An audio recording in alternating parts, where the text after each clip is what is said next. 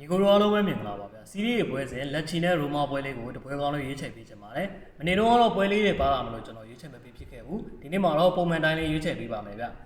ဒီလိုပွဲလေးတွေလို့ချင်းတော့ Telegram Channel လေးကို join ထားပေးပါဗျဒီပွဲလေးကတော့ဒါအကြိုက်တူတယ်ဆိုရင်ယူကစားကြည့်နိုင်ပါတယ်လက်ချီကတော့18မှတ်နဲ့အဆင့်16နေရာမှာရှိနေပြီးတော့ဒါတန်းစင်းစုံမရအောင်ရုန်းကန်နေရပါတယ်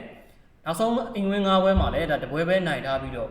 နှစ်ပွဲရှုံးတာနှစ်ပွဲတော့တည်ကြထားပြီးတော့9ပွဲလုံးမှာဒါတကူပဲတွင်းထားနိုင်တာမလို့ရလက်ပိုင်းမှာတော့စူးရွားနေပါတယ်ရိုမာကတော့ဒါ33မှတ်နဲ့အဆင့်9နေရာမှာရပ်တည်နေပြီးတော့ထိတ်ဆုံး4တင်းနေရာကိုပြန်လဲတက်ရောက်ဖို့အမှတ်လိုနေပါတယ်ရိုမာဟာအဝေးကွင်းပွဲစဉ်တွေမှာဒါတည်ရလက်တွေများပြီးရှုံးပွဲနည်းပေမဲ့ဒါခံစစ်ပိတ်ကစားတတ်တဲ့အသင်းငယ်ရင်တွေ့ရင်တော့ဂိုးရဖို့ရုန်းကန်ရတယ်လို့ဂိုးပြတ်တာမျိုးလည်းရှားပါတယ်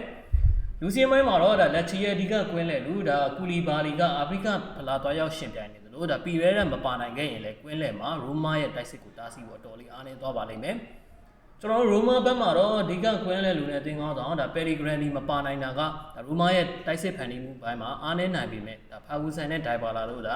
ပုံမှန်ခြေစမ်းပြနိုင်တော့ရိုမာနိုင်မှုခွင့်လည်းများပါတယ်ဟတ်တူဝက်ကိုကြည့်မယ်ဆိုရင်ရိုမာကဒါလက်ချီ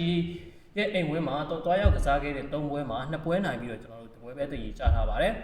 ရိုမာကဒါအဝေးကွင်းမှာပွဲကိုထိန်းချုပ်ကစားပြီးတော့တည်ဒါမှမဟုတ်ကတ်နိုင်မှုကြိုးစားပါလိမ့်မယ်လက်ချီရဲ့အိမ်ဝင်းကိုတွင်းနှုံးက3နီးပါးဖြစ်နေတာကြောင့်ရိုမာအတွက်အဝေးကွင်းမှာအနည်းဆုံးတစ်မှတ်ကတော့တည်ချတလောက်ရှိနေပြီးတော့ဒါတကိုးလောင်းနဲ့လည်းကတ်နိုင်သွားနိုင်ပါတယ်ညီကိုတို့ကဒီပွဲလေးကိုဘယ်လိုထင်လဲဆိုတာ comment လေးမှာရေးပေးသွားပါအောင်ဗျအားလုံးပဲကိုလက်ဖြစ်ကြပါသေးဗျ